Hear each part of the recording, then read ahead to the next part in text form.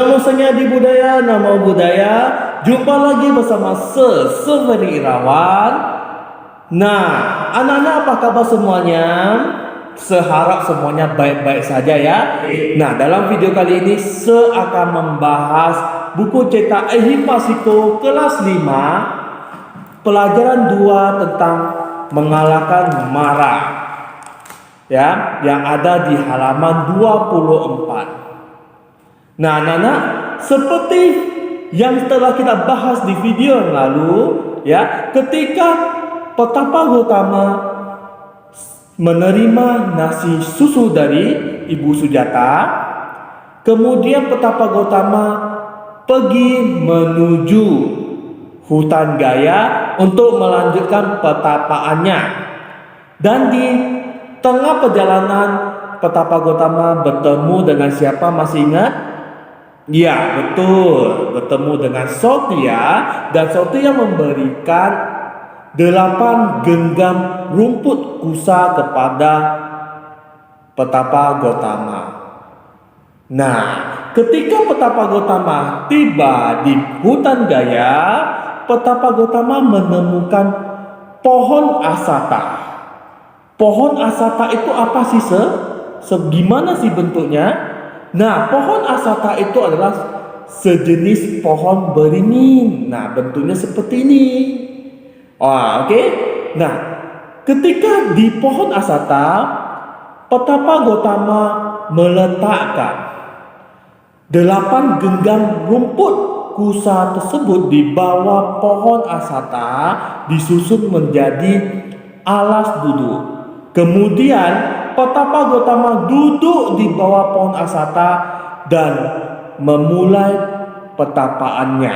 Sebelum Petapa Gotama memulai petapaannya, Petapa Gotama bertekad, ya, bertekad yang sangat kuat, yaitu tekadnya adalah walaupun hanya kulit, urat, daging dan tulangku yang tertinggal, walaupun seluruh tubuh, daging dan darahku mengering dan mengerut, aku tidak akan bangkit dari tempat duduk ini sampai aku menjadi Buddha.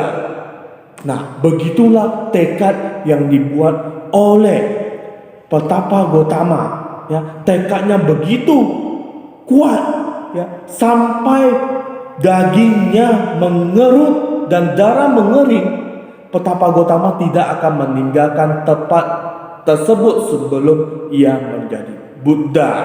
Saat itu di kediaman seorang dewa jahat yang bernama Dewa Mara. Dewa Mara tidak senang melihat Petapa Gotama bermeditasi dan bertekad menjadi Buddha. Dewa Mara yang marah berseru, "Tak akan kubiarkan Siddhartha menjadi Buddha." Lalu Dewa Mara dengan menunggang gajah Girime Kala yang bengis, dewa jahat tersebut datang bersama 10 pasukannya menuju hutan Gaya untuk menyerang Petapa Gotama yang sedang bertapa di bawah pohon asata. Seluruh dewa dan binatang yang ada di hutan Gaya lari terbirit-birit begitu melihat Dewa Mara datang dengan bengisnya bersama pasukannya ke hutan Gaya. Mara berkata kepada Petapa Gotama, "Hai Petapa, lihatlah engkau amat kurus dan pucat. Engkau hampir mati. Untuk apa engkau melakukan semua perjuangan ini? Jalan ini sungguh sulit, keras dan melelahkan. Lebih baik engkau kembali ke istana dan menjadi raja saja." Nah, walaupun Petapa Gotama mendengar apa yang diucapkan Mara, Petapa Gotama tidak tergoyahkan. Petapa Gotama tetap tenang dan hanya diam melanjutkan meditasinya. Dewa Mara pun marah. Dengan penuh kemarahan, Dewa Mara menyingkirkan petapa Gotama dengan angin topan. Ya, namun saat angin topan itu mendekati petapa Gotama, angin topan tersebut menjadi angin sepoi-sepoi. Serangan pertama tersebut tidak dapat menggoyahkan tekad petapa Gotama. Nah, lalu penyerangan yang kedua yaitu dengan hujan badai. Dewa Mara menciptakan badai hujan yang begitu ganas. Ya, namun sama seperti tadi, badai hujan tersebut sama sekali tidak membasahi petapa Gotama. Petapa Gotama tidak tergoyahkan untuk kedua kalinya. Dewa Mara masih tidak menyerah. Lalu Dewa Mara melakukan penyerangan yang ketiga, yaitu dengan menciptakan hujan batu yang membara dan asap hitam yang bergepul untuk menyerang petapa Gotama. Dan ketika batu yang membara tadi hampir mencapai petapa Gotama, bebatuan itu kemudian berubah menjadi kuntum-kuntum bunga surgawi yang amat indah dan wangi.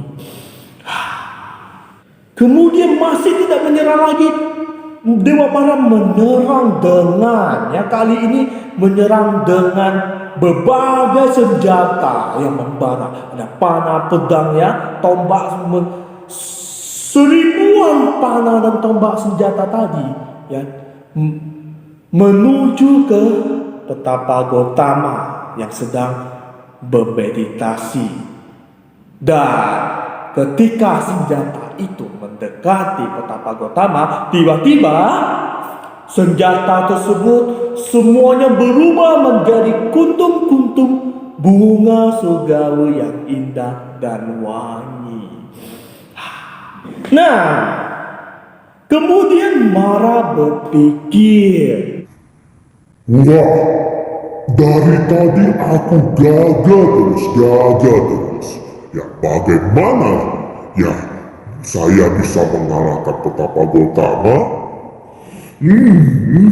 Aha, bila seranganku tidak mempan terhadapnya, aku akan membuat dia takut dan lari dari tempat duduknya. Lalu kemudian Dewa Mara membuat kegelapan pekat. Kegelapan ini sangat pekat, 4 kali dari kegelapan biasa. Bila kamu mati lampu gelap kan? Gelapnya itu 4 kali dari itu. Jadi di sekeliling petapa Gotama itu gelap gulita. Namun kegelapan itu kemudian hilang,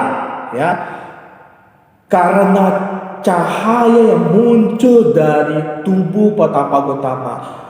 Cahaya tersebut terang bagaikan matahari, menghilangkan seluruh kegelapan yang ada di hutan tersebut.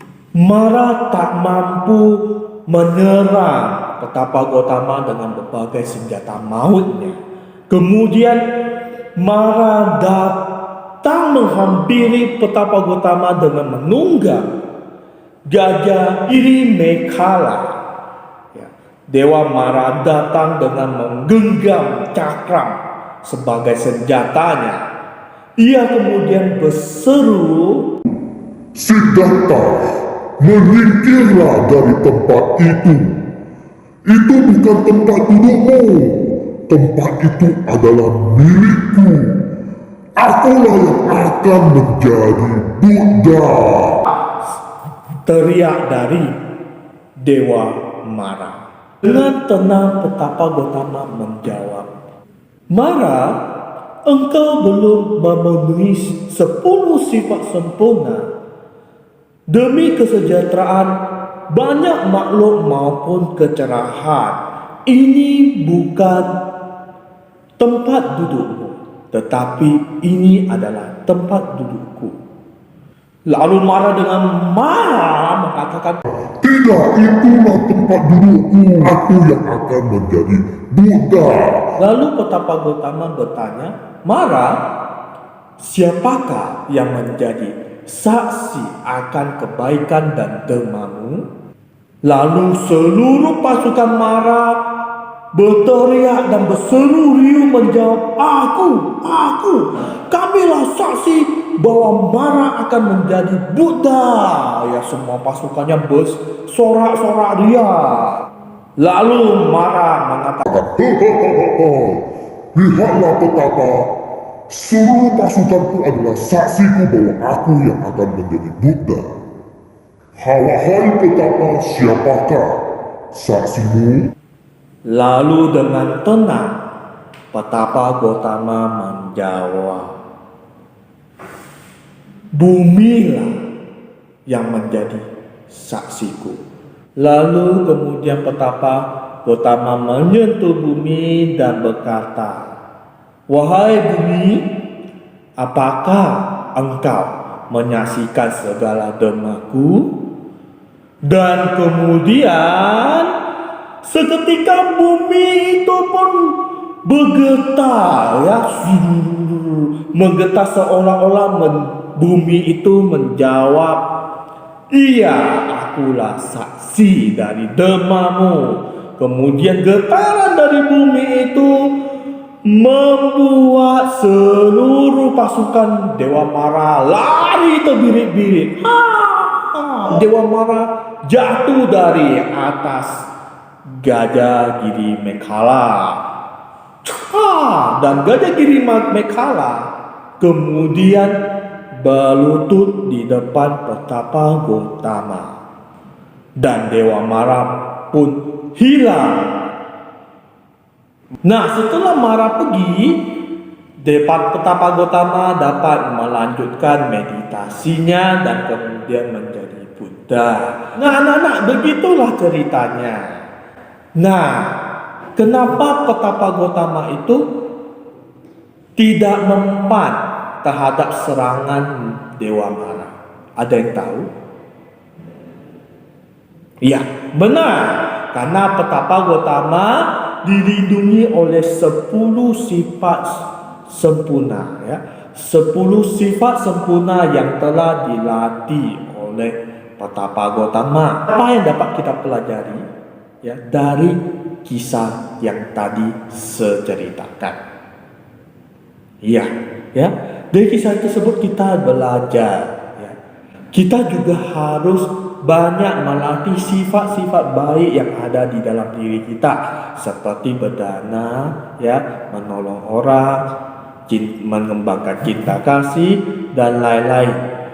Dengan kita melatih sifat-sifat baik ini, maka kita tidak akan tergoda terhadap pikiran-pikiran jahat. Oke, sampai di sini dulu video saya. Sampai jumpa di video selanjutnya. Namo saya Adi Budaya, Namo Buddhaya.